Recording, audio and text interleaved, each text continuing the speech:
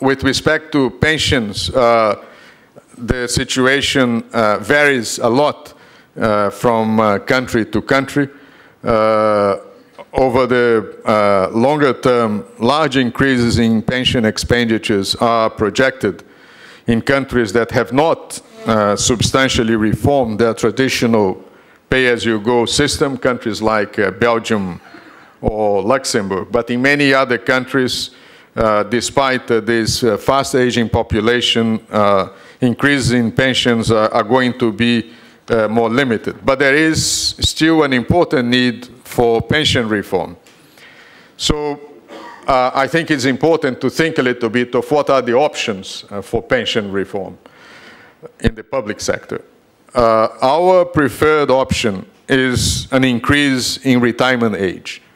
We are all living longer.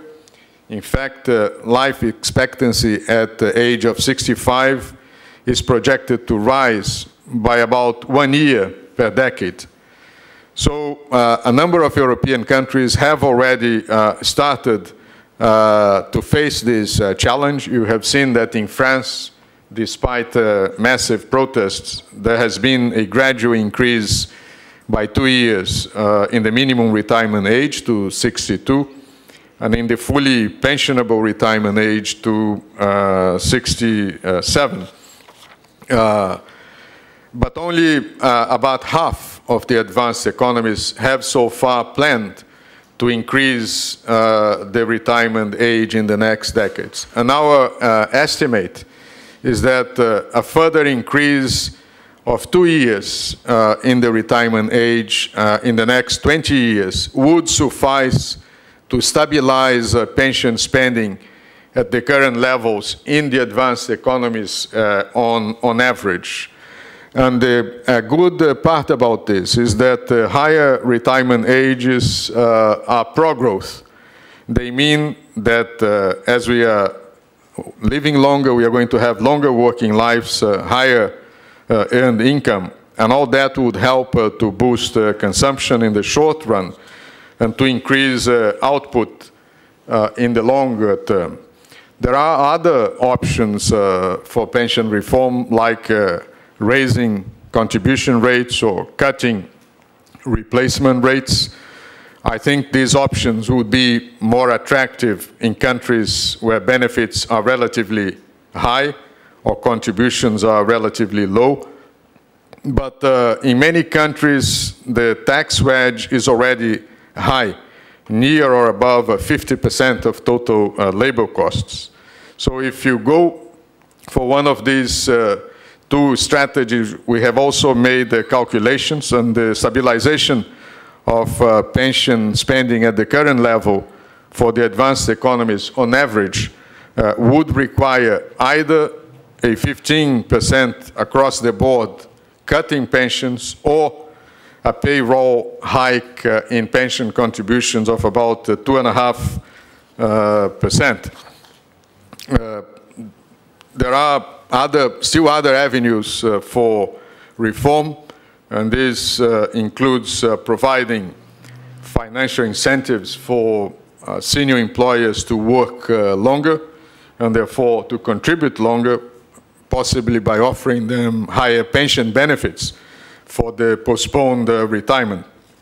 And some countries have partially addressed this challenge through the build-up of public reserve funds for pensions. This is the case of Denmark, of Norway, of Sweden.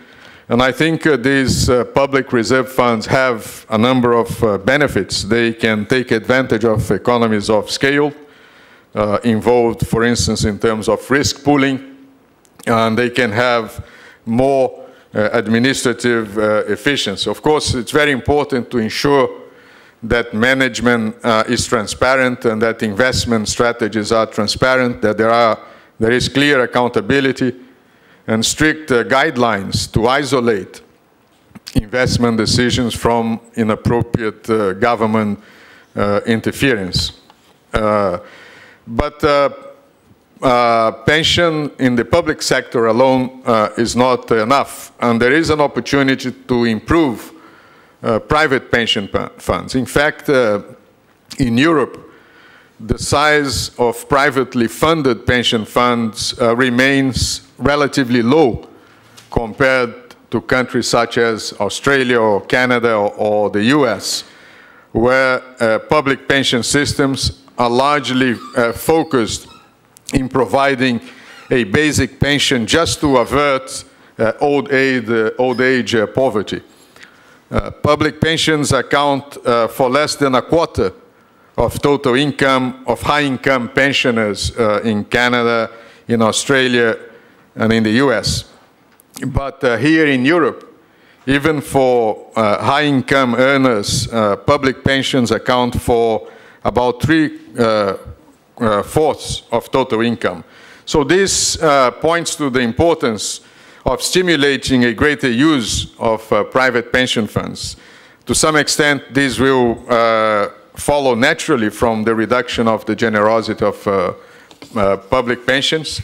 But of course, we have also to recognize that private pension systems are under a lot of pressure in the aftermath of this crisis, and that enhancing financial stability and credibility for them is important as well.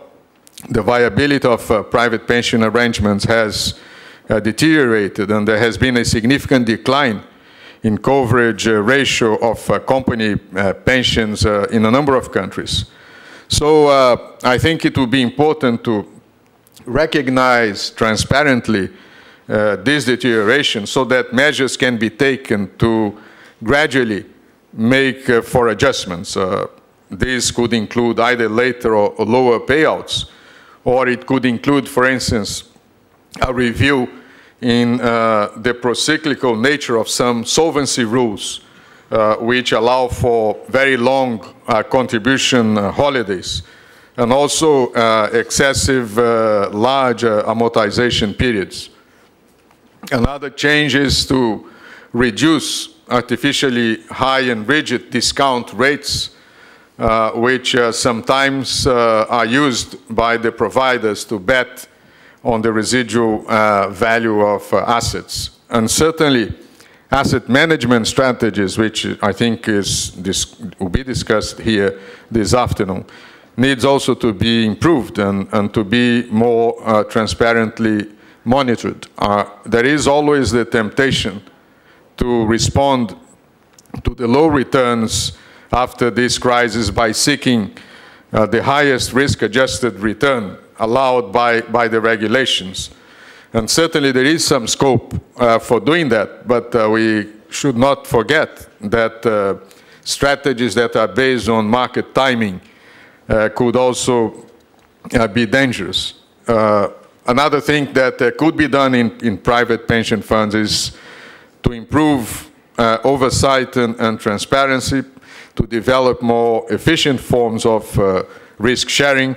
For instance, promoting the market for longevity risk transfers and adopting policies for sharing key pension risks among different providers, insurers, and the future generations of retirees, as it has been done in a pioneering work in the Netherlands, in Denmark, and in the UK. So I would just like to conclude now saying that although we are in this recovery, the recovery is fragile. As I said, the recovery isn't easy. It's taking place at the background of a very ballooning public debt and low potential growth. And this creates an important opportunity to reform public pension funds that should not be missed.